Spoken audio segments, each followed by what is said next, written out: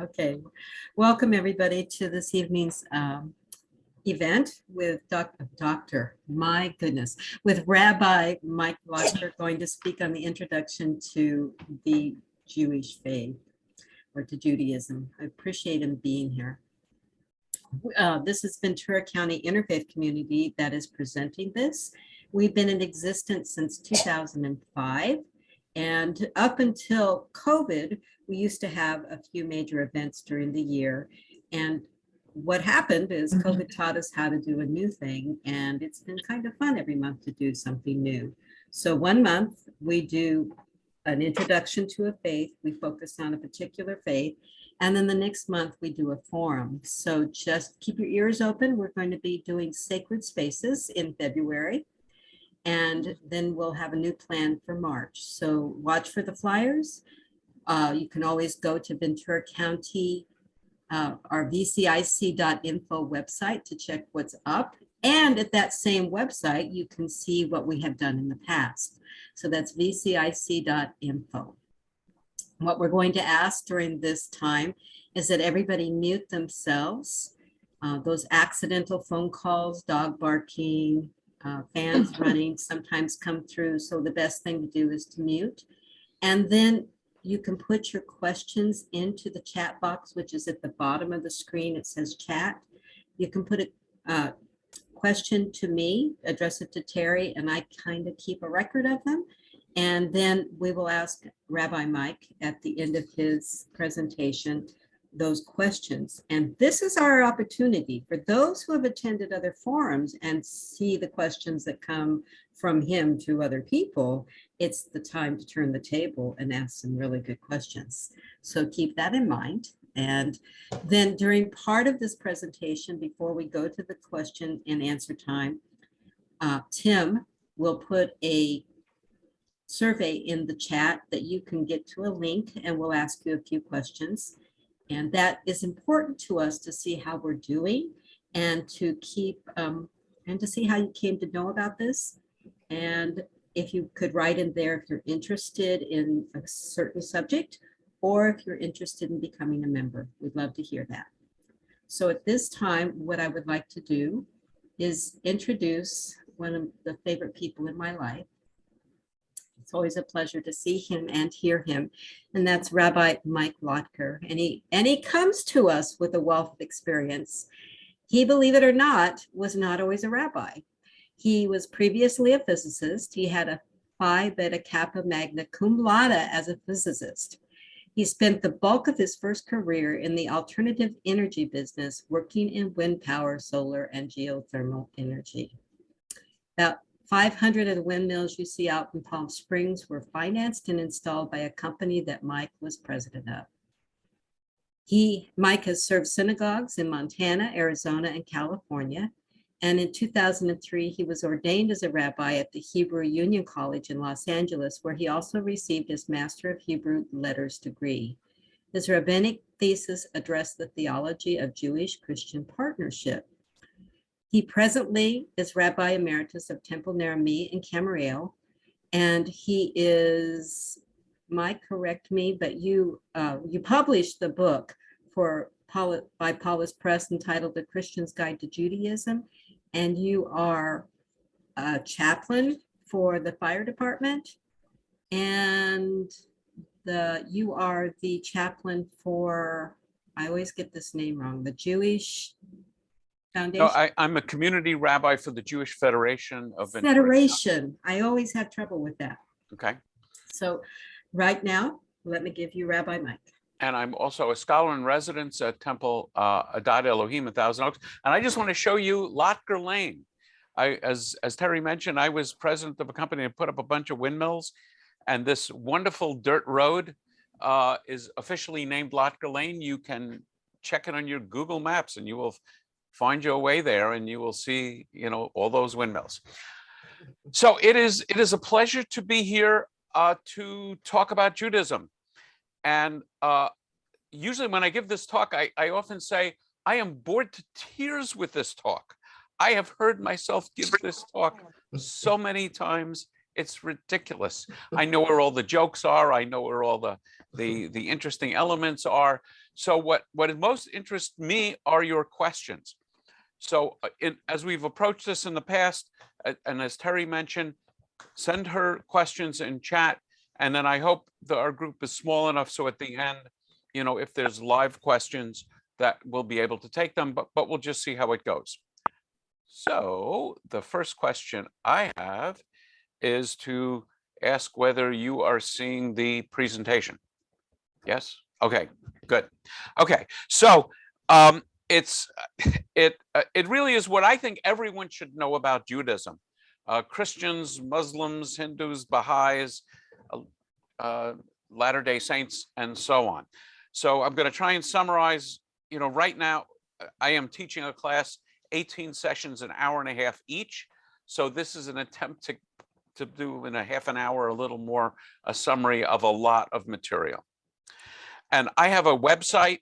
It is frightening how easy it is to develop a website and put anything you want on your website. So my website is cleverly called Lotker.com.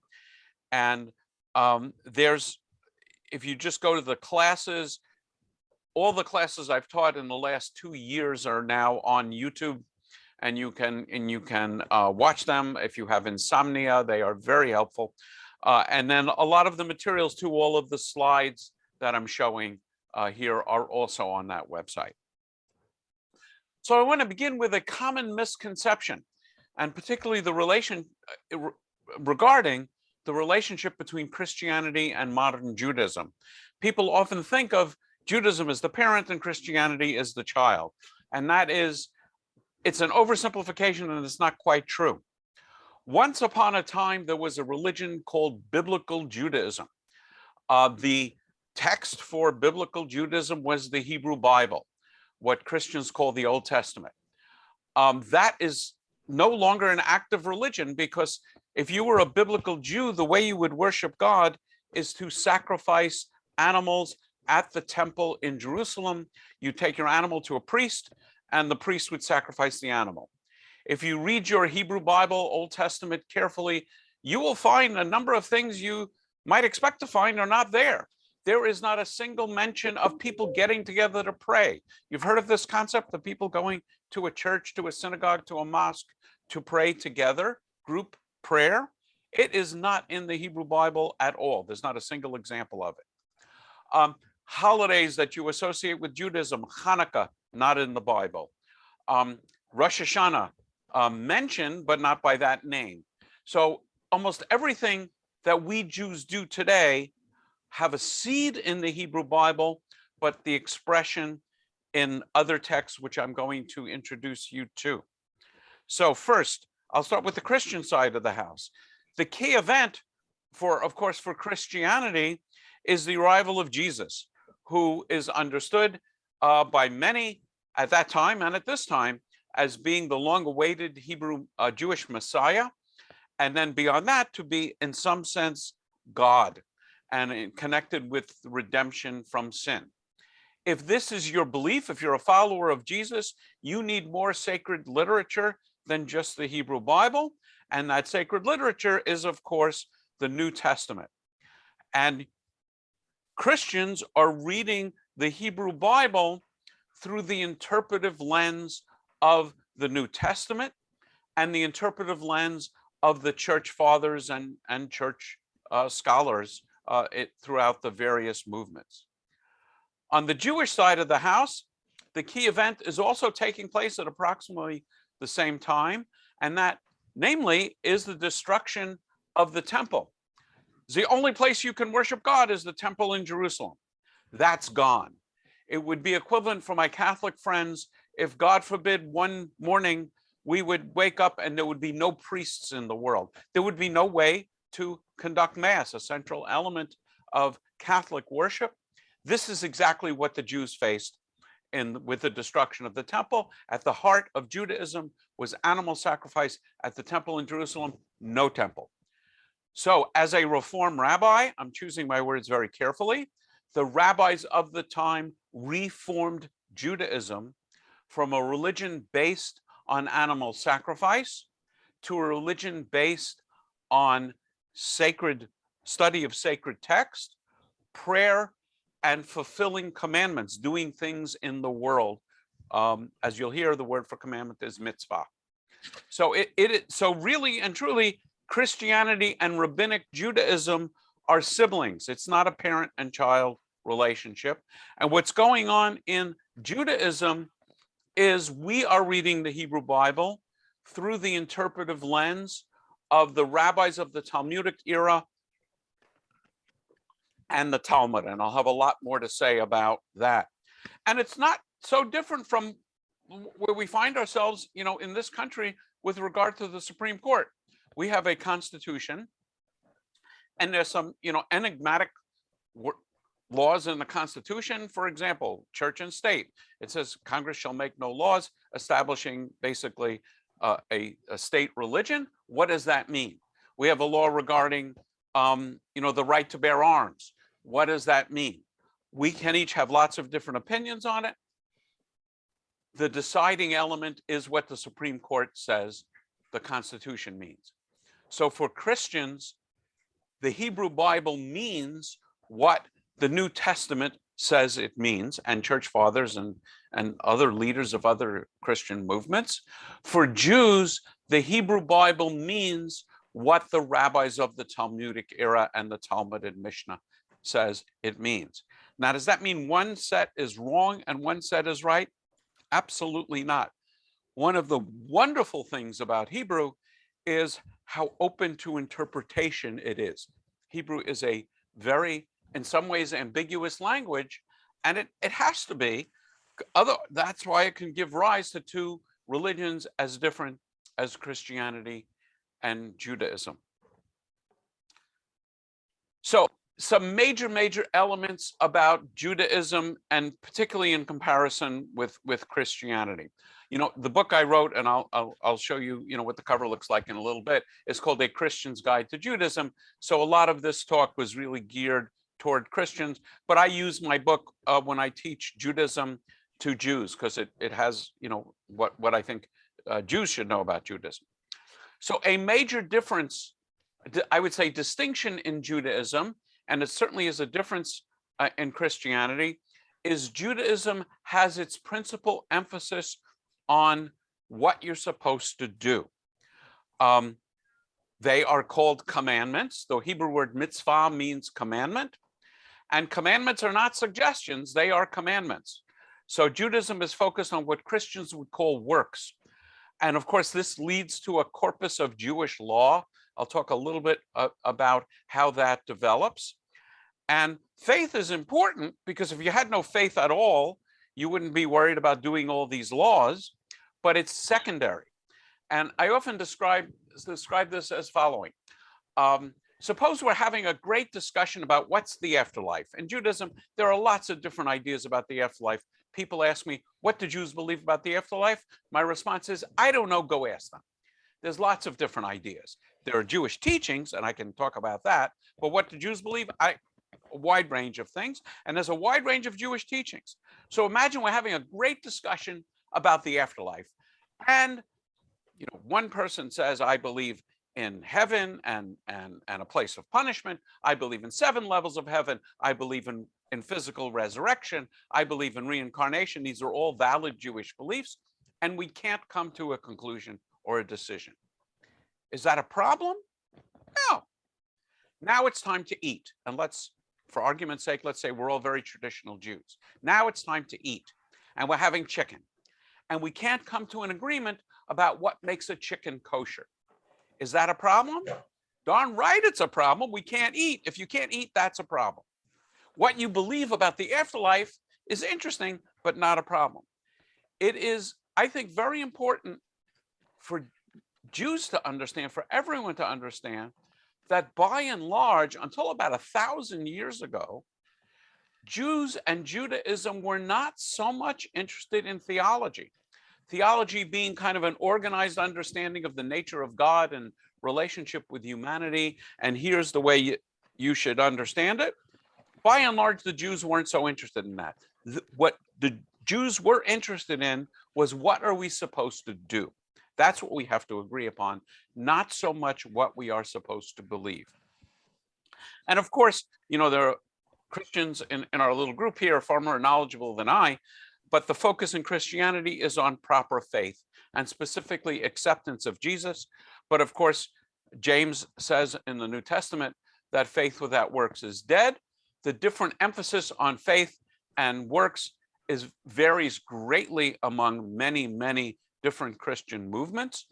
And at the last time I heard a Christian scholar talk about it, she said that there were 43,000 different Christian movements, which makes perfect sense to me, because if you have your own new movement and it has a slightly different article of faith or belief, you've got to be separate from the other Christian movements. That issue doesn't arise so much in the world of Judaism.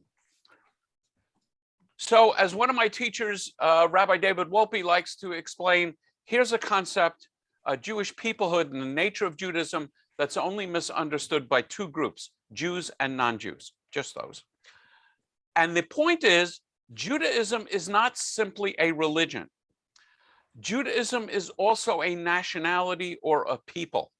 And this becomes very important if you want to understand our relationship with the land of Israel. And I'll be happy to answer questions on that. I can't remember how much prepared material I have on that. But Israel is more than just an interesting place to us. Israel is our homeland. And it's because Judaism is a nationality. And it's the sole surviving example of a time in which your nationality and your religion were one and the same. As I mentioned here in this slide, if you were Roman, you worship Roman gods, Egyptian worship Egyptian gods, and so on. If you were a Roman and you were visiting Egypt, you would, as a gracious visitor, worship Egyptian gods. Paganism is very tolerant. You worship each other's gods, no problem. The more the merrier. Monotheism really becomes the first intolerant religion, namely either saying, yes, there are lots of gods, but our God is the top God. That's called monolatry. And the early elements of the Bible are monotheistic, not monotheistic. And then the prophets come along and make it even harder edged, saying, not only is our God the top God, but all your gods, all the other gods are false gods. But the point is, if you were an Egyptian in ancient times and I asked what your religion was, you wouldn't know what I was talking about. What do you mean? I'm Egyptian, I worship it. Oh, what's my favorite God? Ra, the sun god. I can lie on the beach and worship God for hours at a time. In Judaism, you are Jewish if your parents are Jewish. It doesn't matter what your beliefs are. It doesn't even matter if you know it. The best example of this is Madeleine Albright, who was President Clinton's Secretary of State. And with the press becoming interested in her background, they actually discovered she did not know that her parents were Jewish. And I need to check this. I don't know if they hid that fact or they actually converted to Christianity to protect themselves against anti-Semitism. But according to Jewish law, Madeleine Albright is as Jewish as the chief rabbi of Jerusalem, even though for most of her life she didn't know it. And as Jewish law develops, it goes with the mother's line. I'll say more about that in a few moments. So all of her children are Jewish. I've had people come to me discovering, that their mother and their maternal grandmother is Jewish, and they want to convert. And my response is, I can't help you. You're already Jewish. I can help you learn about what Judaism is, but you can't become more Jewish. And by the way, you can't be half Jewish. You're either Jewish and you're subject to all these laws. I'll talk more about that, or you're not Jewish. I often say, if you are half Jewish, does that mean you could eat half a ham sandwich? What does that mean? You're either Jewish or not Jewish. Importantly, not every Jew is an Israeli. For almost 74 years, there is a state of Israel. I am Jewish. I am a member of Am Yisrael, the people Israel, but I'm not Israeli. I don't carry an Israeli passport. So as I've started talking about this, the question is, who is a Jew? In biblical times, it is clear that your tribal membership, and that's what Judaism meant in biblical times, went through the father's line. So the best and clearest example of this is Joseph of the Amazing Technicolor Dreamcoat fame. Joseph is clearly Jewish. He is the one of Jacob's children, and he marries because he becomes a prime minister of Egypt. So he marries the daughter of an Egyptian priest, but his two sons, Ephraim and Manasseh, are heads of their own tribes. So it's clear that your lineage in biblical times went through the father's line. In Talmudic and current traditional Judaism, it goes through the mother's line. And I would say the main reason for that is you may not know who your father is, but you always know who your mother is. And you can't have ambiguity about whether you're Jewish or not. So the rabbis of the Talmud switched it from a patrilineal descent to a matrilineal descent. And so traditionally, for the last 2,000 years, you're Jewish if your mother is Jewish, and it doesn't matter what your beliefs are, but anyone can convert to Judaism. I'm working with a young lady now who's Filipina, and she is converting to Judaism. And, I was actually having this discussion with her last night. I said, look, I could move to the Philippines, but no one is ever going to accept me as a Filipino. But anyone who converts to Judaism is accepted wholeheartedly and completely as Jewish. Having said that, you will never have anyone knock on your door with the good news about Moses. Judaism does not seek converts. Judaism understands that Judaism is the one true religion for Jews. I'm a Reform rabbi. It is, I would say, the most flexible, the most liberal movement. And because one of the major tenets of Reform Judaism is to treat men and women as equally as possible, we would treat the male line and the female line the same, with the idea that if you're the child of a Jew and a non-Jew, you are considered Jewish if you're raised Jewishly. So very important, some items here, which is Jewish sacred texts beyond the Hebrew Bible. So our Bible contains the same books as a Protestant Old Testament. They're in a different order, but they're the same books. In the Catholic Bible and Greek Orthodox Bible, there are other books floating around. They're not floating around. There are other books in their Old Testament. They are called the Apocrypha. They were ancient Jewish books that were included in the Greek translation of the Hebrew Bible called the Septuagint, but the rabbis didn't include them in our canon. That's a whole other interesting subject. Every other interesting diversion is another 30 minutes. I just want to warn you in case you ask about it. And so in the Catholic Bible and some of the, the more ancient Christian traditions, you have these additional books called the Apocrypha. In the Protestant canon, my instinct is that the Protestant movement said if the Catholics did it, it was probably a mistake. So they went back to the same books as the Jewish Bible. So we have the Torah. Now these dates here are the dates that scholars would say that the books reach their current form.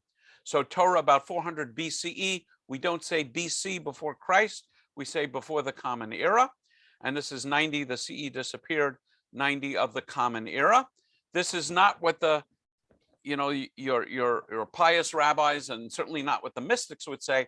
Some of the mystics would say that the Torah preceded the creation of the universe. And again, if there are questions on that, I'll be happy to talk about that. But this is the Hebrew Bible. It's pretty much the same books as the Protestant Old Testament in a different order. But wait, there's more. The Jewish tradition teaches, choosing my words very carefully, Jewish tradition teaches that when Moses was on Mount Sinai, Moses received two revelations: a written Torah, first 5 books, Genesis through Deuteronomy, first 5 books in every Christian Bible and certainly the Hebrew Bible. Moses received those in writing with the instruction, write this down. And Moses also received an oral Torah, with the instructions, never ever write this down. Keep it oral. And usually when I have more time, I will ask you to respond. What's the advantages and disadvantages of an oral tradition that never gets written down? The disadvantages are pretty obvious. Namely, it's the game of telephone. If you go around the room and say something to someone, it's going to change, and it may not stay the same. The advantage, by the way, is that you have to discuss it. So in ancient times, there were these great rabbinic academies where the rabbis would sit around and talk about the oral law. And there were geniuses of memory who would memorize sections, and they would chant it. And one of the reasons we chant Torah and Haftorah and Gregorian chants and so on is it's easier to remember lyrics than it is prose. And here is my proof text. Again, if you were unmuted, you could finish this sentence. Ancient text that you probably know. It was an itsy bitsy teeny weeny yellow polka dot bikini. We know that. Why do we know that? Kind of crazy. But so a bit of oral law. I'll chant a little bit of oral law for you in a traditional Mishnah chant. I'll talk about Mishnah in a section.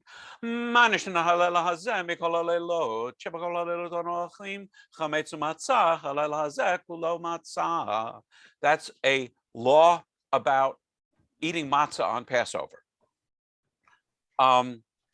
So it stays oral in Jewish tradition from the time of Moses, which is about 1200 BCE, to the year 200 Common Era. So we're talking about 1400 years. It's strictly an oral tradition. And then in the year 200, the leading rabbi of the time, Yehuda HaNasi, decides he has to write it down. Why does he have to write it down? Because in the year 200, the Jews are being harassed by the Romans. And it's not so easy to get these communities of rabbis together. And if you miss it, if you have a generation where the memory is lost, it's gone forever. So Yehuda HaNasi takes what he considers to be the most important elements of the oral law and writes it down in a book called the Mishnah. And then for the next few hundred years in Babylon and in the Holy Land, the rabbis discuss the Mishnah, and that discussion is gathered and edited and pulled together into something called the Talmud. Why Babylon? Because 600 years before this or so, the destruction of the first temple took place, and the Jewish leadership was sent off to Babylon, and many of them were very happy to stay there, and they stayed there. So there are different Jewish academies in Bavel, in Babylon, and in the Holy Land. So here's just some illustrations. Those of you that I can see, just wave at me if you've ever been to a bar or bat mitzvah. So some of you have. If you were at one, the child would be reading from this scroll. So this is a Torah scroll. It contains the first 5 books of the Bible. It is written on the skin of a kosher animal. It's handwritten. It takes a scribe about a year or more to write it. It is written the way ancient Hebrew was written, namely no punctuation, no capitalization, no vowels, which is a whole other half-hour or 2-hour discussion. But that's a Torah scroll. So that's the first 5 books of the Bible. This is a collection of Mishnah. Mishnah is in 6 sections. If behind me on my bookshelf, if you would just have an English translation of the oral law of the Mishnah, it would be about 800 pages. So it's equivalent to the size of a Bible. And then here is a page of Talmud. Talmud is astoundingly complex and amazingly interesting. So the basic text of the Talmud, it's been printed like this for the last 700 years or so. The text of the Mishnah and the commentary called the Gemara is in the middle, and then people will pick up on interesting words. This is the first example of hypertext, where you have an interesting word, and in the corner, some rabbi or commentator will pick up on it and continue the discussion. You know, when I wrote my book and I started talking about Talmud, people and some of my Jewish friends said, "Gee, that sounds interesting. I ought to read the Talmud." Well, this is a collection of Talmud. In English translation with commentary, it can take the order of 70 full-size volumes. It's enormous, and it's also enormously complicated. Having said that, in a way, the Talmud is our New Testament. The Talmud really teaches us how are we to be Jewish without a temple in Jerusalem. So it will say, instead of serving God breakfast, lunch, and dinner, namely sacrifices, we have 3 prayer services a day. And they're also called services because we're serving God. And it will talk about holidays like Hanukkah. And it will talk about getting together to pray. And it will talk about, wearing funny little garments like prayer shawls. And it actually doesn't talk about covering your head. And it will talk about Jewish law. And it will talk about everything you can think of in 63 separate sections. So I want to give you an example of how this works. So I think you're familiar with the 10 Commandments and in Exodus 20 and the discussion of the Sabbath. And it says, remember the Sabbath day, keep it holy.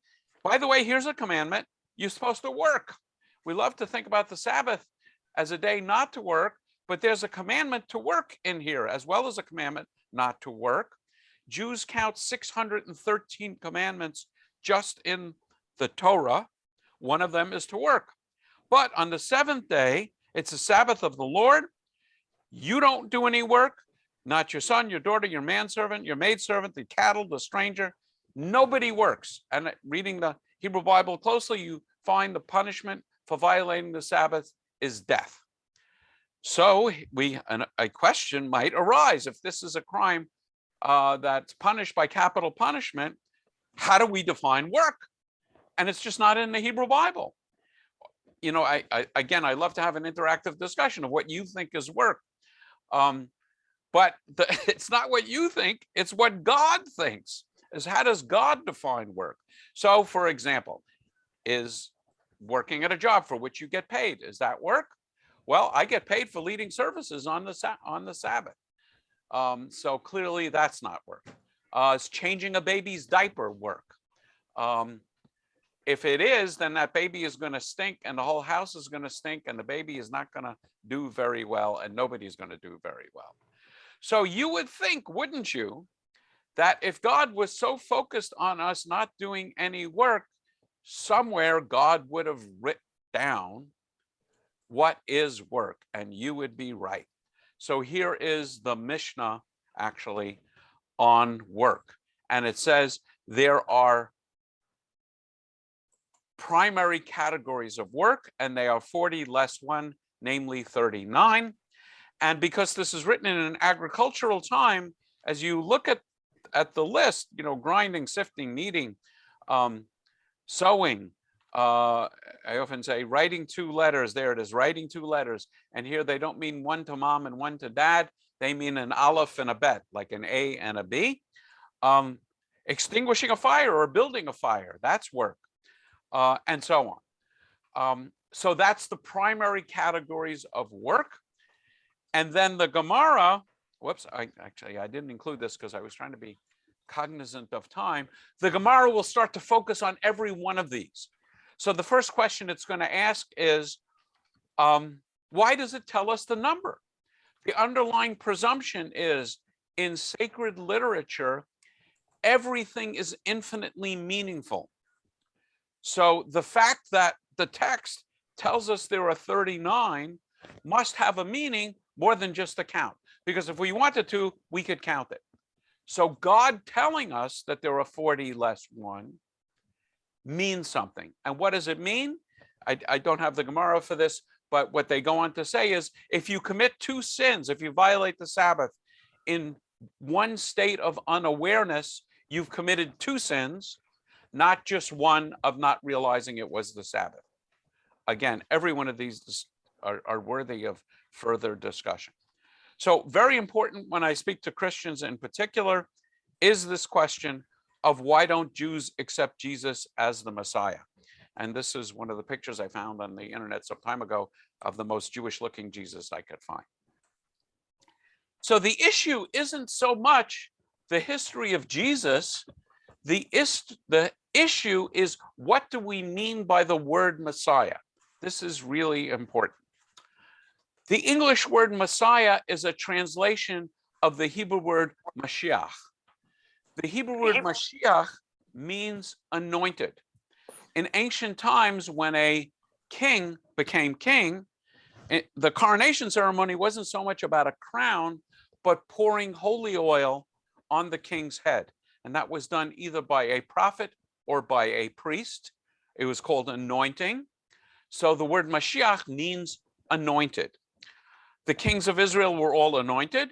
There are 39 references and uses of the word Mashiach in the Hebrew Bible. Not one refers to a future redeemer. They all refer to kings. One non-Jewish king is also called God's anointed. That was Cyrus, because he allowed the Jews to come back and build the temple after the first destruction. When the Hebrew Bible is translated into Greek, this is a Greek translation written by Jews. So it's not a Christian translation. It is a Jewish translation. It's called the Septuagint. When they come to the word Mashiach, they have to come up with a Greek word to use for anointed. That Greek word is Christos. And so, and by the way, the first letter in Christos is the Greek letter chi. Let's hope this doesn't become another coronavirus variant. And so when you see references to like Xmas for Christmas, it's not that don't want to write the word Christ, it's they're using the Greek letter chi as is appropriate. So the Greek word Christos gives rise to the English word Christ. So when I speak about Jesus, and it won't surprise you to learn that I talk about Jesus a lot, I am careful not to refer to Jesus as Christ or Jesus Christ, because the word Christ, through two levels of translation, means Messiah, means anointed. The Jewish understanding of Messiah is King of Israel, fully human and only human, a political and or a military ruler in the fashion of King David. Not God in any sense, not the Son of God in any sense, other than we are all children of God, and not connected with redemption from sin. This is another very important distinction of Judaism, particularly in comparison with Christianity. For Jews, the only people that can work on my redemption from my sins is me. And we are taught that for sins against God, so what would be a sin against God? Eating non-kosher food, violating the Sabbath, blasphemy, and so on. For those sins, we believe that if we are sincerely contrite and ask God for forgiveness, God will give us forgiveness. We believe that God is both just and loving. But here's a major difference in Judaism relative to Christianity. For sins against another person, suppose one of you asks a question later on, and my response is, that's a stupid question. That would be a big sin. Publicly humiliating someone is a very serious sin in Judaism, even privately humiliating someone. So we are taught that for sins against other people, God cannot forgive those sins until we have asked for forgiveness from the other person and received it. Then we ask God for forgiveness. And as you're getting into the legal mindset here, the requirement, and by the way, before you even ask for forgiveness, to the extent possible, you should try and undo the consequences of the sin. And then ask for forgiveness. And you have to ask at least 3 times.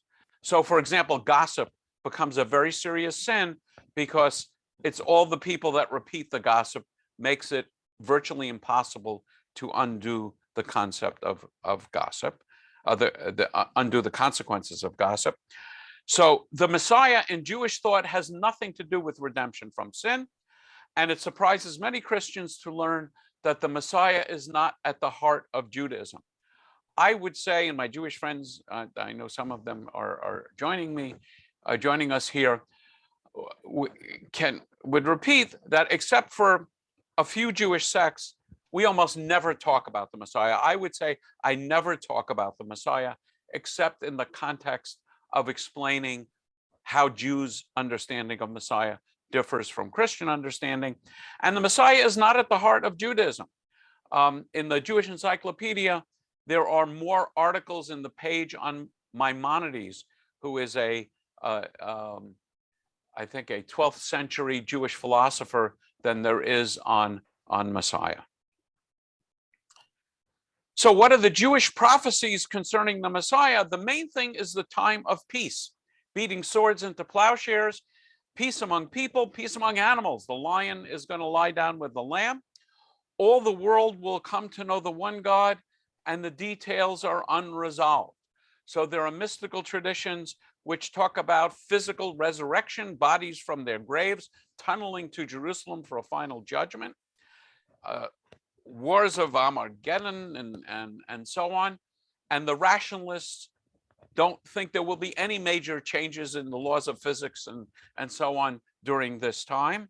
And I would say in the Reform movement, we don't even speak about an individual Messiah, but a messianic age. And it's up to us to do the work. It's up to us as God's partners to do the work to make the world more like the one that God has in mind.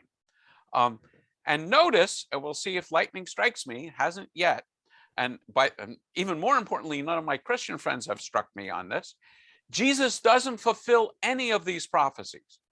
For, as we'll see, Christianity talks about a second coming when Jesus will fulfill these prophecies. So here is your handy dandy, you can do this at home, has the Messiah come test. This is my test, Jewish test. Read your local newspaper every day from cover to cover. If there's no story of war, hatred, hunger, disease, personal hatred, the messianic age might be here. Clearly, that is not the case today. So why don't Jews accept Jesus as Messiah? It's quite simple. No world peace, no Messiah. The second coming, in which Jesus will fulfill these prophecies, is a beautiful idea. It's not a Jewish idea. But the larger issue is the question of whether Jesus is God. The idea of God taking human form, suffering for us, dying for our sins, is an astoundingly beautiful idea, but it's not a Jewish idea. This is why I have great respect for Christianity, but much less sympathy for Jews for Jesus or Messianic Jews. Jews for Jesus and Messianic Jews would say, what's the big deal? Some Jews are waiting for the Messiah. Some Jews think the Messiah came 2,000 years ago and it was a guy named Jesus. We can still eat matzah, we can still dance the hora, and we can still have a good time. The big deal is not so much who is Jesus, but who is God. Is the focus on faith, is the focus on actions. So just continuing the discussion of Judaism, I mentioned earlier, the Hebrew word for commandment is mitzvah. A bar or bat mitzvah is someone obligated to observe commandments. Again, Judaism is a religion of legalism. It's a religion of defining distinctions. So obviously, a newborn baby is not obligated to obey Jewish law, and an adult Jew is obligated to obey Jewish law. So therefore, there must be an age at which you become obligated, like a driving age, like a drinking age, and so on. That age is 13 for boys, traditionally 12 for girls, because girls mature earlier than boys. And then you're obligated on your own to obey Jewish law. In Reform Judaism, treating men and women equally, we use 13 for both. And the commandments aren't just the big 10. In the Torah alone, as I say, we count 613. And you know some of these commandments that are not in the 10, but are in the Torah, such as love your neighbor, such as dietary rules about not eating pork, and then, ethical laws about paying a laborer every day at the end of the day.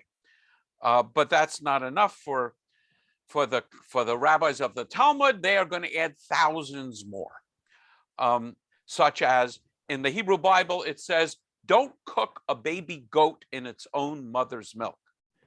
Now, when would it occur to you to cook a baby goat in its own mother's milk? Probably not often. The Bible three times, the Torah, three times has that prohibition. Nobody's sure exactly why it's there. I heard a scholar speculate that it was probably a Canaanite magical ritual worship. The rabbis of the Talmud take it further and they say, don't eat any meat with any milk. Why? Again, we can speculate, but probably one idea is if you're eating meat, something had to be killed. And milk is the essence of life. And remember, I talked about Judaism is a religion of distinctions. And so there are animals in the Bible that are kosher and animals that are not kosher. The rabbis of the Talmud insist that animals be treated humanely and even slaughtered humanely. You know about, I hope, about lighting Sabbath candles. There's nothing in the Bible about lighting Sabbath candles, but we find that in the Talmud. Bar and bat mitzvahs, as I mentioned. Hanukkah, the holiday of Hanukkah, is not in the Hebrew Bible.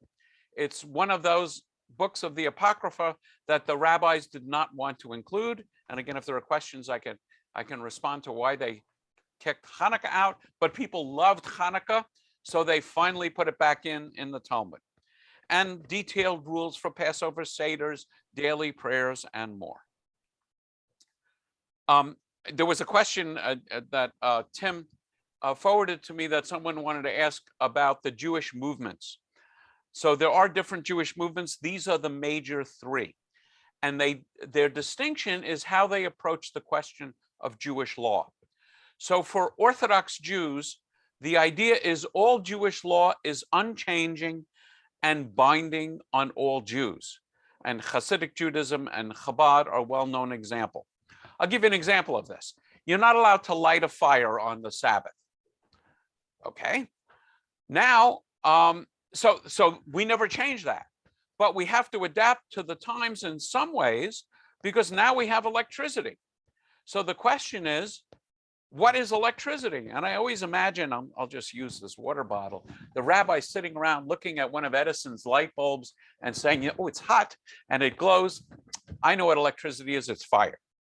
So all the rules that we had about fire, not starting a fire, not putting out a fire, now apply to electricity. And a traditional Jew will not turn on or off a light switch on the Sabbath.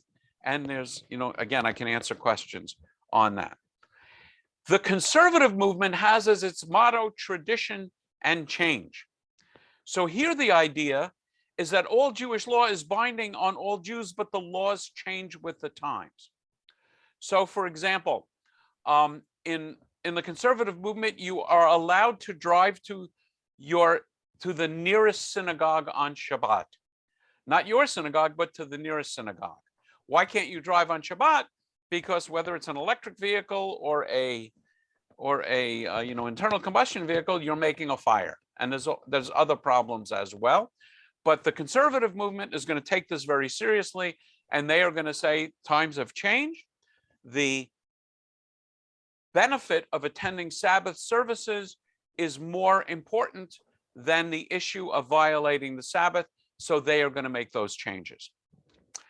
The Reform movement, there's no official definition, and it's not reformed with an ED, because if it was reformed, we'd be done reforming, and we're not. But here's my definition, which I've run by scholars of the movement, is that ethical Jewish laws are binding. What do I mean by ethical Jewish laws? How we treat others, other people, animals, and the environment. But the ritual Jewish laws, do I wear this funny little hat?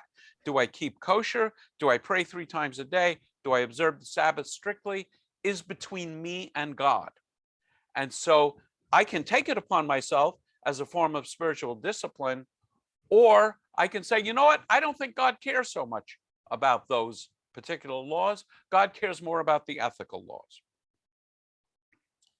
So just to move toward closing, some nice quotes about Jewish history from Mark Twain, 1898. The Egyptian, the Babylonian, and the Persian rose, filling the planet with sound and splendor, then passed away. The Greek and Roman followed. The Jews saw them all, beat them all. All things are mortal but the Jews. All other forces pass, but he remains. What's the secret of his immortality? By the way, I'll let you in on the secret. The secret is God and Torah. The secret is these belief systems have kept us together in spite of people trying to kill us. I'll say more about that in a moment. For really the last 3,000 years, these things have kept us together. We are immortal, not as individuals, but as a people. Another quote I like is from Ben-Gurion, the first prime minister of Israel, who says, "A Jew who does not believe in miracles is not a realist."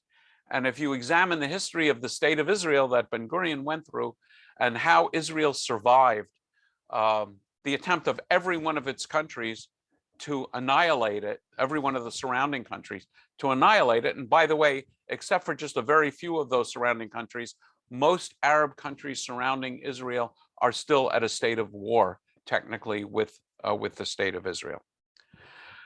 So I want to include just a few words on anti-Semitism. And there was this horrible attack in Texas recently. And as my friends in the Ventura County Interfaith movement know, this affected me profoundly and frightened me. So just a few words on anti-Semitism. If you ask people what are the reasons for anti-Semitism, you will often hear things like scapegoat, ethnic hatred, xenophobia, fear of the other, resentment of affluence, professional success, and religious bigotry. The reason for anti-Semitism is Judaism. It's Jewish law and Jewish teaching. Judaism has an alliance to God, Torah, and Israel. And unlike the Amish, we don't live off by ourselves.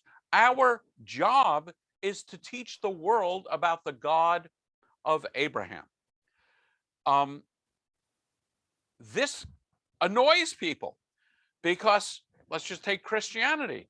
Here are the Jews saying, yes, Christianity, but we have very good reasons for not accepting Jesus as Messiah, and we think you're just wrong about this.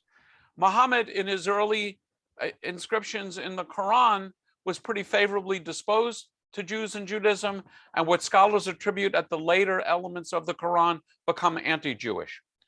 Martin Luther, in his early writings, is very friendly and open to the Jews, hoping that we will all become Lutherans.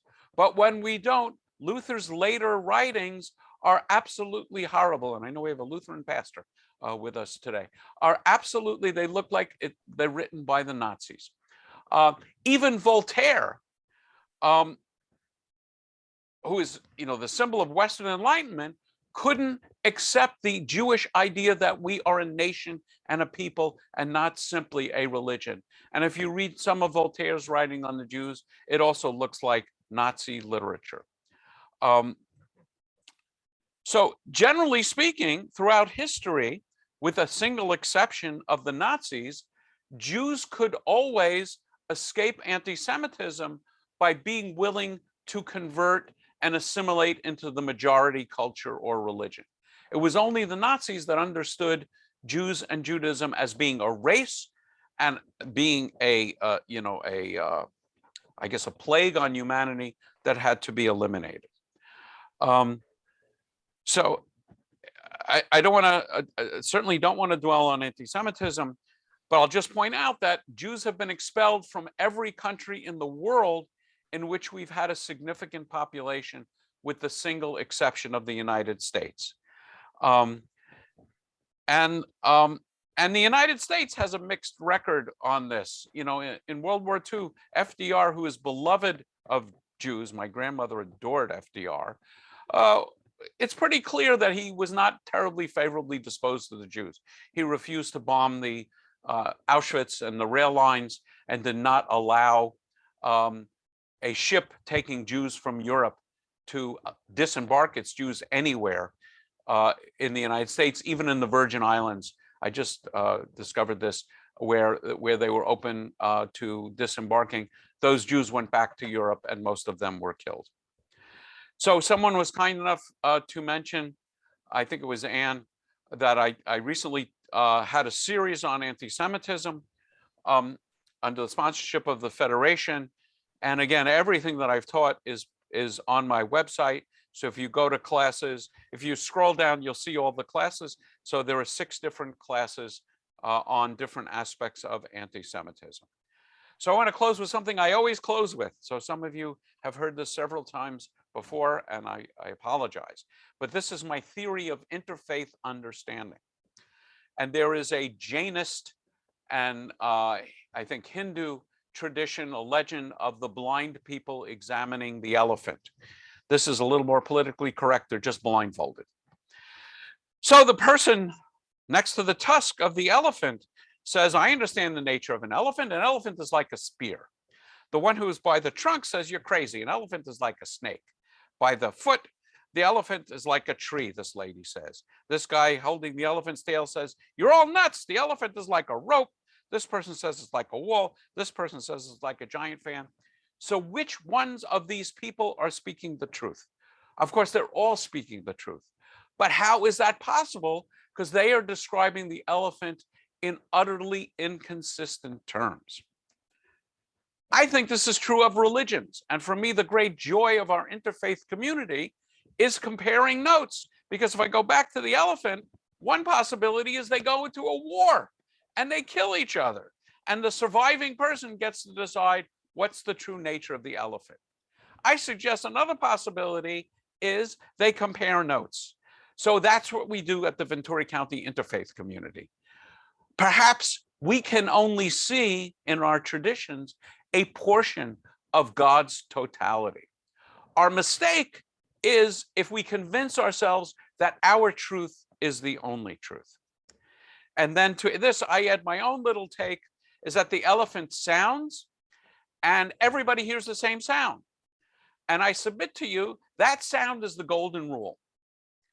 So if you Google golden rule, you will see lots of different traditions, in Judaism, Islam, Baha'i, Jainism, and so on. My favorite one is a Native American one that says, don't stick a stick in a bird's eye until you tried sticking it in your own eye. But generally speaking, my definition of a kosher religion, the Hebrew word kosher means fit or appropriate, is any religion that treats human life as sacred and insists that we treat others the way we want to be treated. Whoops, sorry, going the wrong way. So here's my email address. There's my website. As Terry mentioned, I wrote a book called A Christian's Guide to Judaism. You too can own your own copy.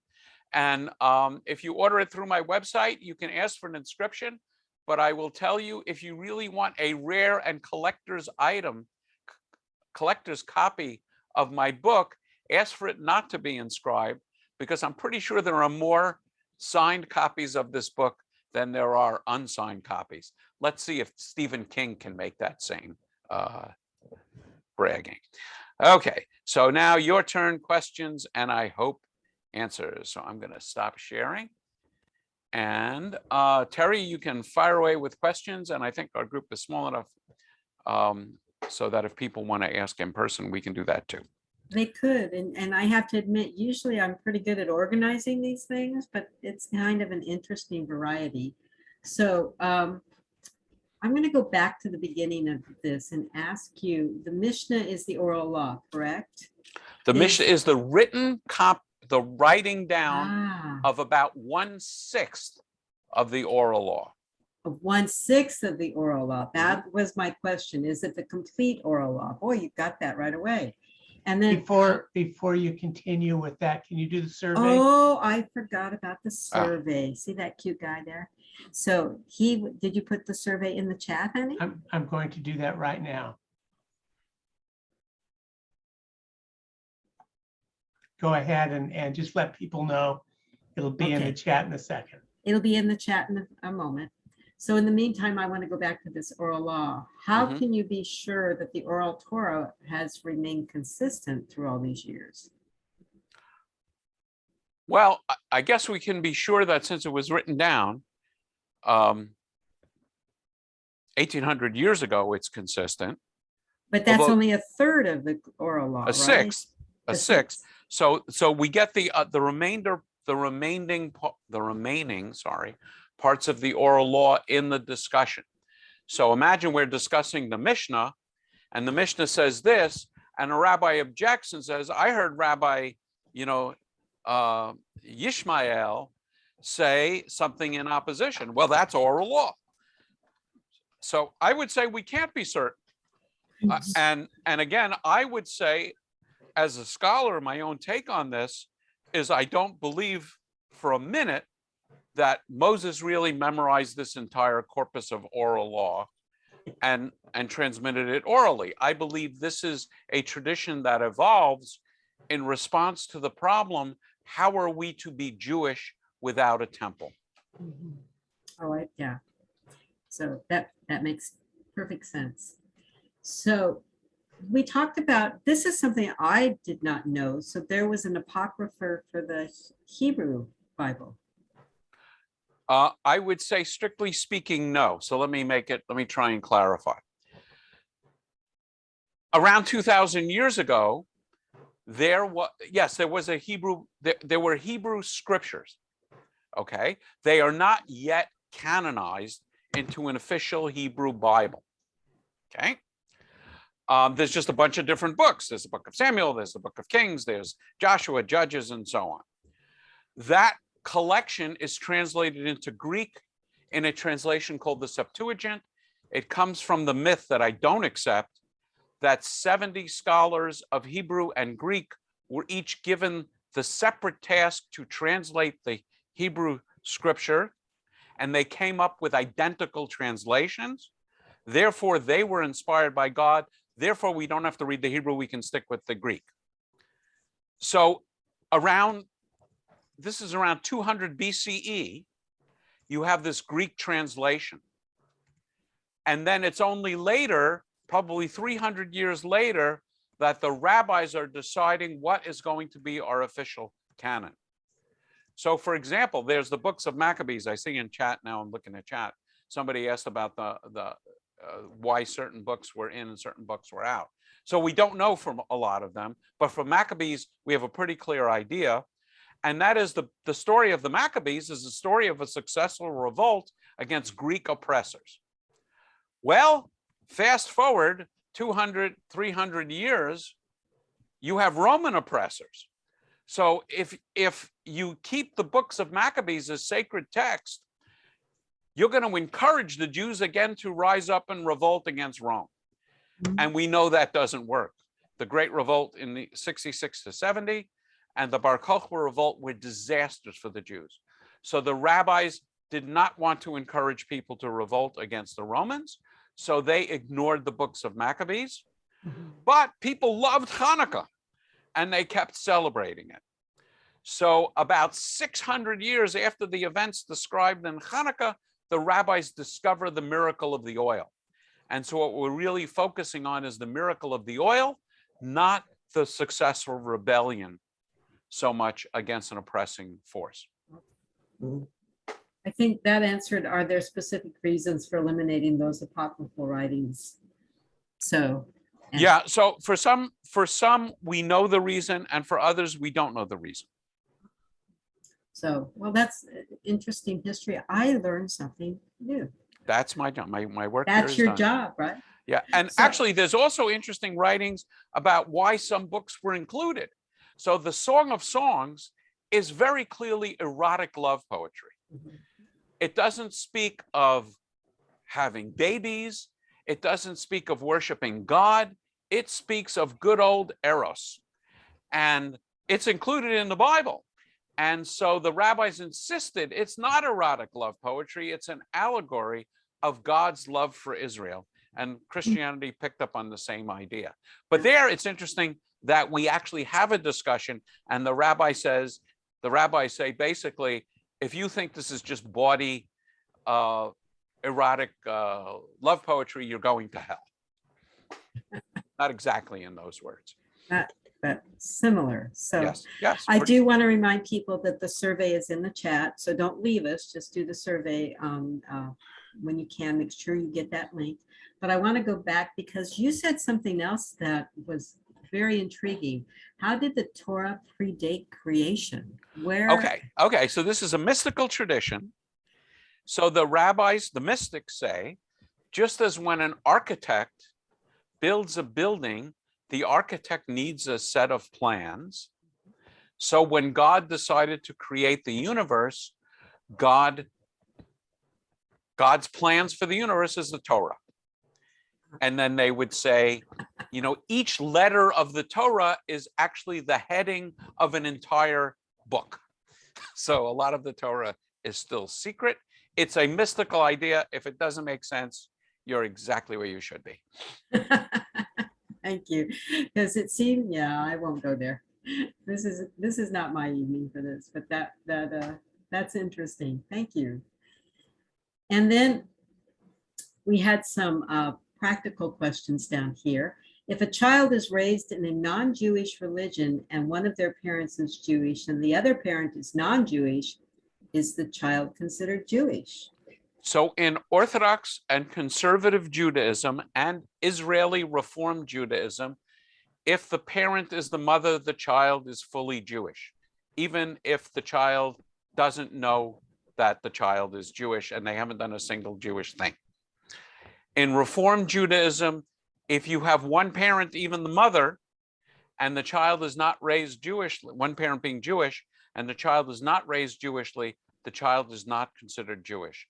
This is a sticking point in the Reform world, but that's the official Reform position, I should say. So if somebody converts, if the couple converts from then on out, would the children be considered Jewish? Absolutely. Okay. And if a mother converts after she has children, the child is not considered Jewish. Okay. So her previous children are not considered Jewish, just the children that were born before that. Oh, here's a question. Can you elaborate on what you mean by raising a child Jewishly? Yeah, so it means observing Jewish life cycle events, such as a ritual circumcision, such as a baby naming, going to Hebrew school, having a bar bat mitzvah, celebrating Passover. So there's not sort of a fine line of here are the minimums. Ultimately, it's going to be up to the rabbi and the community. So now that leads to, you brought up the word circumcision and conversion. So if an adult male converts to Judaism and in his past life, he was not circumcised. Go ahead, you can say it. Does that mean he will need to be circumcised in his conversion? In traditional Judaism, the answer is absolutely yes. In Reform Judaism, which is more relaxed about ritual issues, it's really up to the rabbi. And then if the person is already circumcised, which is quite common, particularly in this country, there's a ritual called Hatafat Dam Brit, which means drawing a drop of blood. So a drop of blood is drawn from the site where the foreskin used to be. And I have been present at not only baby circumcisions, but adult circumcisions, and I have supervised Hatafat Dam Brit. You're muted, Terry. I did not mute me. Even, that's okay. Even if they were circumcised in the past, when they convert, they have a symbolic circumcision. Yes, in the name of circumcision. In the name of circumcision. So these were questions that nobody gave that my sweet husband introduced. That's pretty cool. So that leads me back to the different reasons behind the difference. Are there reasons behind the different sects? Now you gave a description, but even in Orthodox, so the first Jewish movement, the first official Jewish movement is Reform Judaism in the 1820s. And it's a response to the problem of how are we going to be Jewish in a world that accepts us? In the prior 2,000-3,000 years, in a world that didn't accept us, we knew how to be Jewish. With the Enlightenment in Europe, we're starting to be treated as citizens. A Jew in France is a French citizen. A Jew in Germany is a German citizen, and so on. And the question is, how do we mingle in society in a world that accepts us? Can we relax, let's say, some of the dietary rules, some of the dress rules, and so on? And that gives rise to Judaism. The other movements are actually in response to that movement in terms of just organizing. So there are different movements, but they're very different than denominations, because a Jew in one movement can certainly marry. No movement would say a Jew who is recognized as a Reformed Jew, child of a Jewish mother, would have any issue marrying a Orthodox Jew. It's not like different denominations in Christianity. That makes sense. But I also am aware that even in the Orthodox area, there are sects that differ, Yes. and they differ mostly related to the eating. Again, the food. No. Did you say eating? Food, to the food? No. They differ in a lot of different ways. So there's modern Orthodox that accept some modern developments. And I'll give you an example of one. You're not supposed to shave your beard off, okay, in Judaism. So the question is, what does that mean? So a very traditional approach to Judaism is let it grow. In modern Orthodox, such as Jared Kushner, he is clean shaven. How is he clean shaven? He uses an electric razor. Well, wait a minute. How does he get away with that? The question is, what is a razor and what is a scissor? In traditional Judaism, you can trim your beard with a scissor. So what is the essential difference between a razor and a scissor? A razor is a sharp blade you drag over your face, and it clips the hairs by dragging it. A scissor pinches hairs between two moving blades, or one moving blade and one stationary blade, right? So what is an electric razor? An electric razor trims the beard by pinching hairs between blades, right? So therefore, an electric razor is an efficient scissor, and you can use it not on Shabbat. So that's an example. The more traditional approach would be let it grow. Or certainly it says actually don't trim the corners of your beard. What's the corners of your beard? In certain tradition, it's really just the sideburns. So each different movement in Orthodoxy has their own legal authority, and they will differ on some foods. So there's like 20 different organizations certifying what's kosher and what's not kosher, but they will also differ on their practice. Wow. So somebody asked, are there tensions in or among these various sects? Tensions among Jews? I would say the quick answer is, oh boy. Yes. So yeah, that's interesting. Okay. So isn't the Shabbat law not to create, sewing, writing, etc., rather than to work? That was a question. What is forbidden is malacha. Now the question is, what is malacha? And the answer is, see the Mishnah. It's, what do we mean by creating? It's actually a particular mitzvah, particularly in mystical traditions, to make love on Friday night, on the beginning of Shabbat. So, and hopefully you're creating a baby at the time. But that idea is embraced. But I would say in general, a descriptive word of that is to enjoy the world rather than trying to change the world. But Judaism is going to get very, very specific about what you can do and what you can't do. So, okay, so we're going to move on, and I'm going to start with, why did so many Jews follow Jesus during his life, and later, if he did not fulfill the correct interpretation of Messianic prophecy, that he should appear as a king and not as God or the Son of God? So that's part of the question. Yeah, I would say he was a charismatic teacher. And if we accept the New Testament, he performed miracle healings, and, got a lot of followings. In Jewish history, there are about 20 individuals that were recognized and accepted as Messiah during their time. But when they didn't fulfill the prophecies, it was pretty clear that they were not the Messiah. What happened in the world of Christian history, and there are more, some of you are more knowledgeable than I on this, is very quickly Christianity ceased being a Jewish movement. I would say for roughly, Jesus' death is around the year 30 of the Common Era. And then what happens is in the year 66 to 70, there is this tremendous revolt against Rome. And what happens, largely through the guidance of St. Paul, is that Christianity becomes the path to God for everyone, not just Jews. And the target audience, other than Jews, is Rome. And if you're trying to convince Romans to join your movement, you don't want to present yourself as Jews, because they hate the Jews, because the Jews put up this horrible and very painful revolt against them. And by the way, and another question that I see here is in terms of Jewish responsibility for crucifixion, that's another thing that happens in the New Testament. It's clear that the Romans put Jesus to death. Crucifixion was a form of Roman torture and capital punishment.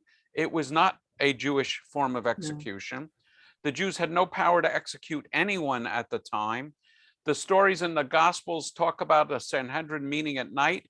It couldn't meet at night under Jewish law. It talked about executing Jesus on Friday afternoon. You would never do that. It talked about this happening during the Passover. You would never do anything like this during the Passover. So my understanding, and I would say Christian scholarship would largely agree with this, but I'll leave that to the Christian scholars, is that the structure of the New Testament had to somehow shift the blame from Rome, who they were appealing to the Jews. And so that's the focus there. That's the simple explanation. Now, if you're a fundamentalist Christian, the New Testament is literally the word of God, and you can't accept that kind of explanation. And I have no problem with you, as long as you, as a fundamentalist Christian, as long as you treat me and the rest of the world beautifully. I don't care about your theology. So thank you for answering that question that was followed this. But there's a second part of this first question, Mike. If Jews today don't give much attention to messianic prophecies, does that mean they no longer expect the Messiah to appear at all, even as a king? And I think you said something in your talk, but if you could repeat it. Yeah, so what I would say is, traditional Jews are waiting for a Messiah. Reform Jews are working toward a messianic age, but there's plenty to do. There's a Jewish tradition that says if you're planting a tree and someone says the Messiah has come, finish planting the tree. Because if the Messiah has come, a day from now he'll still be there, or she will still be there. And planting a tree is really important. It affects the future. So I would say, yes, we are waiting for the Messiah, but for most Jews, that is not something that's in the forefront of our mind. Now, I would say in Hasidic Judaism, particularly Chabad, is Messiah obsessed. And they are really focusing on the Messiah. And there are all kinds of traditions, like if every Jew in the world would observe 2 Sabbaths in a row, the Messiah would come. There's a whole string of things like that. And you don't have to worry about them because they're not going to happen. But so I would say, I would almost reverse the question. Remember, I said I was going to reverse question. So, how do Christians these days feel about the second coming? Is that something that you're really focused on and obsessed with and think about every day as you go about your life? That's a good reverse. And I would say maybe at one time in my life, when I was a fundamentalist, I would have been thinking about that. I have hardly thought about it in the last 10 years. Yeah, I have to say, and as you know, I participate in a lot of interfaith dialogue. In the world of Chabad, we'll be singing a song, Mashiach, Mashiach, Mashiach, and really, really focused on the coming of the Messiah. I have never in a dialogue with a Christian heard them say something like, boy, wouldn't this be a great time for Jesus to come today? Like in Fiddler on the Roof, they asked the rabbi, we've been waiting for the Messiah. Wouldn't this be a good time for the Messiah to come? I've actually never heard. I'd be curious, my Christian friends here, whether that enters into your language with fellow Christians, or whether you even hear it about people saying, oh, boy, things are so awful. We have Omicron, we had Delta, we have this, we have unrest. Wouldn't this be a great time for Jesus to come? On the night before my wedding, my brother asked me, do you want Jesus to come back tonight? On the other hand, Lord's Prayer, thy kingdom come, thy will be done, and so on. But I never hear anybody saying, a week from Thursday, get ready. So cults, we're going to go to a different planet. There's all kinds of fun stuff with cults. The world's going to end. Maybe that's the second coming. Actually, I don't know. But anyway, that's and somebody said they agree. If we are so focused on the second coming, aren't we missing out on the life he gave us and the work we need to do now? I'll add to that. So that is interesting. So moving on from that, in the unlikely event the Dome of the Rock disappeared and Jews rebuilt the temple, would Jews return to animal sacrifice? Would you? I already sacrifice animals, namely for hamburgers and chicken. But I would say traditional Judaism teaches that when the Messiah comes, the third temple will be built, presumably on that site, and that we will return to animal sacrifice. There are groups in Israel that study the laws and keep the implements, and they're ready. In case of Messiah, break glass. There's all kinds of detailed problems with that. But there are small groups who say that. There are not so small groups of Jews, ultra-Orthodox, who are anti-Zionist because they believe that only the Messiah can establish a Jewish nation, and therefore the nation that was established 74 years ago is illegitimate. So you have this bizarre spectacle of Satmar Hasidic Jews in Iran at a rally to destroy the state of Israel, and they're on the side of Iran. Wow. In effect, force the Messiah's hand. I learned some more new things. So you mentioned that every country except the United States kicked Jewish people out, kicked Jews out. Every country that had a significant Jewish population. So does that include Canada? That's a good question. My guess is no, but I should modify what I say. So and I don't. Yeah, Canada has had a significant Jewish population.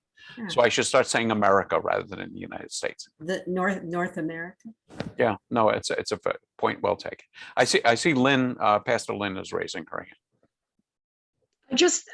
I wanted to address the situation with the coming of the Messiah just a little bit. It comes from the teachings of Paul that we are really supposed to be, we don't know when Jesus is coming again. And so we are supposed to be focused on the work of the kingdom, which is caring for the least ones. Yes. Sounds Jewish to me. Yeah. Yes, which sounds Christian to me, right? So, and then somebody asked, could you explain the term Zionist? Yeah, so Zion is a Hebrew word which is understood broadly to mean Jerusalem, even more broadly to mean the Holy Land. So Zionism is a movement which focuses on the Jews having a homeland, and that homeland being the ancient land of Israel. So to add just a few more words, in the aftermath of the revolt against Rome, the Jews and Rome made a deal. Here's the deal. We are going to stay way over here in this corner, and we're going to pray, and we're going to have our own legal system, and we have our own language, and we are our own nation, and we are going to reject the idea of having a king, and we're going to reject the idea of having an army. We're not going to bother you. You don't bother us. That's the deal the Jews made with the world, in effect, in the year 70. And that deal lasted for roughly 1800 years. The problem is the rest of the world continued to murder Jews. So around, the late 1800s, a movement arises which says it is unethical for us to stand by and watch our people routinely murdered. And therefore, we need a nation like any other nation. And Theodor Herzl, who is the father of Zionism, was a secular Jew who was a journalist. And he saw this in the trial, it's so-called Dreyfus Affair, the trial of a Jewish French military officer who was, disbarred and kicked out of the army, clearly in an anti-Semitic way. And so he started focusing on building a Jewish state. And that's the beginning of Zionism. So Zionism is the movement to have a Jewish state. Often people say, I'm not anti-Semitic, I'm not anti-Jewish, I'm anti-Zionist. And I suppose at some point in time you could hold that, but typically being anti-Zionist is just a code word for being anti-Semitic. So in Russia and the Soviet Union, they would have displays of Zionist paraphernalia, which would include Torah scrolls and so on. So Zionism is being anti-Zionist is the polite way of saying, I love the Jews, it's just can't have a Jewish state. And therefore, what they're really saying is another 7 million Jews have to die, because the Israelis are not going to leave the land of Israel, because we know what happens. The lesson of the last 1800 years is very clear. Jews need a place to go where we can feel safe. And as the incidents that take place here teach, we don't always feel safe here. And while I am optimistic that it will continue to be safe for me to live here as a Jew, the Jews living in Germany in the 20s and the 30s were just as optimistic. And read the book of Esther. The Jews are so assimilated and accepted in Persia that a Jewish woman can become queen. One leader decides that the Jews ought to be killed, and the rest of the population goes along with it. And it's insane. I mean, you have a rally in Charlottesville to preserve Confederate monuments. Okay, that's an interesting thing. Why they want to do that, that's interesting. Why are they holding torches and yelling, Jews will not replace us? What does one thing have to do with another? In the Middle East, when wars break out with Iran, they start sending gas attacks on Israel. When Iraq and Iran and the United States and so on are fighting. So Jews have learned through the last 2,000 years that we are always close to being attacked. And there's a perception, in this incident in Texas, the guy called a rabbi, interestingly, a woman of color in New York, because he was convinced she was the chief rabbi of New York, and she had the power to release this woman who was in prison, a terrorist who was in prison. There is this perception. So Israel has to survive, And, these days Israel's pretty powerful. So there's no immediate threat. I mean, if you go back in history, there were times when Israel was very close, since 1948 to being annihilated. So I am passionate, and the little American flag also has an Israeli flag that I wear all the time. I am a member of both the United States and the people Israel. So, Mike, we hear you, and that was abhorrent what went on in Texas. And personally, myself, and I can speak with Tim, that we will always support you and the Jewish people. Thank you. That in some ways, I feel like a sick, that I ought to be a person that supports whoever they speak of their faith. Right. And there are problems associated with this. I mean, I have huge problems with policies of the state of Israel and with the way Palestinians are treated. But the solution to that is to work on the solution to that. It's not to annihilate the state of Israel. Exactly. And I agree, and I can stand in agreement with you. And thank you for speaking to the Palestinian issue.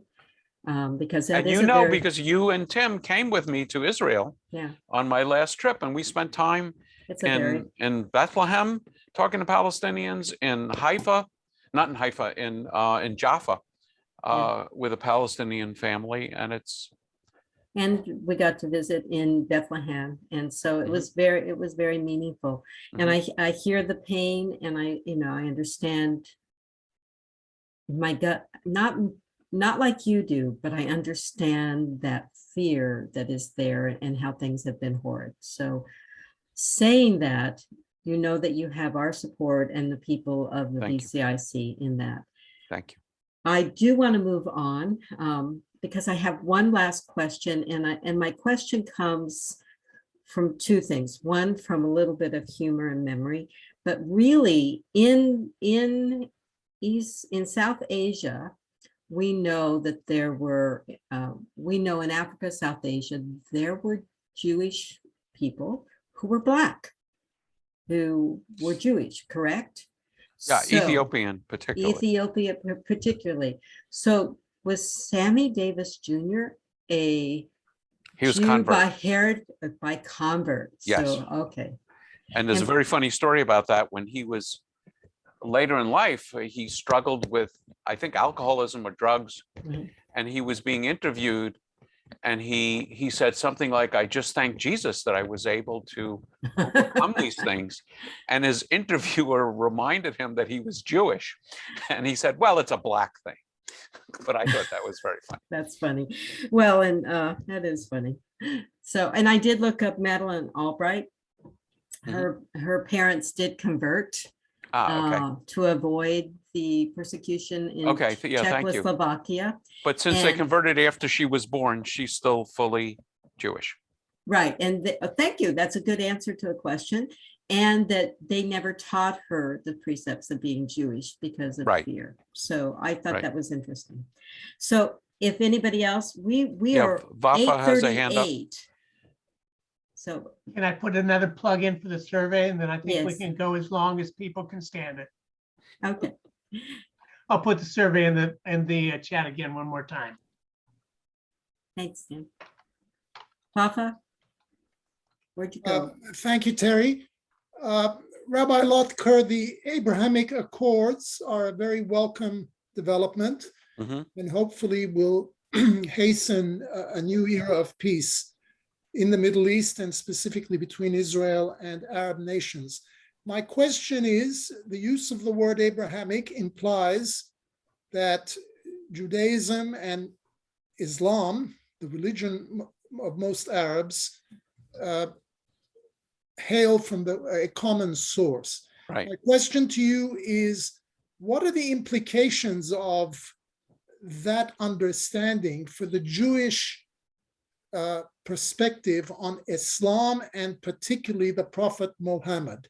Okay, so in the Hebrew Bible, it describes that Abraham's oldest son was Ishmael, And with Hagar, Abraham takes Sarah's handmaid, Hagar, which by the way in Hebrew means the stranger. It's another interesting little bit of Hebraicism.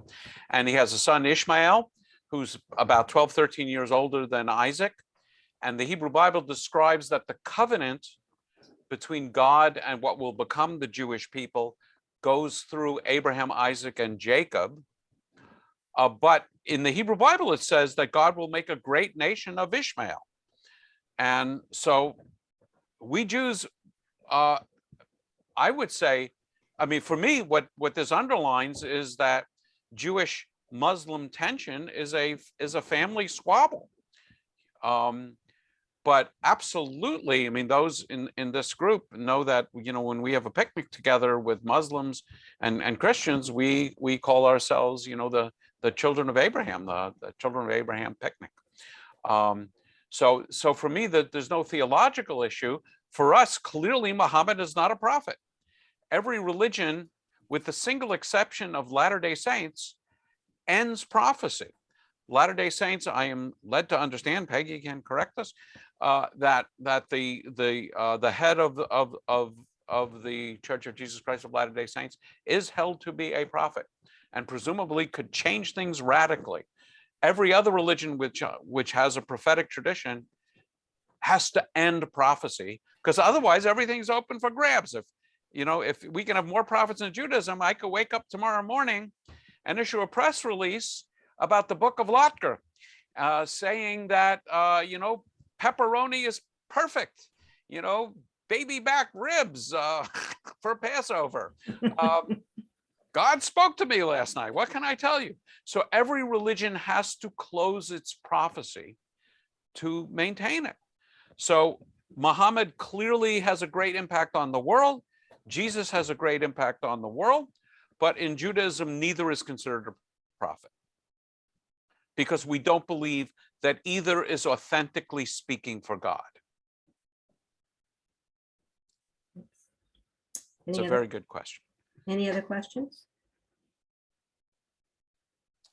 Rabbi, you have taken a beating tonight? No, it's been fun. No, you're kidding. This is my idea of a good time. I know. The survey asked what was your favorite part, and I said it was the questions and answers with me you. Too.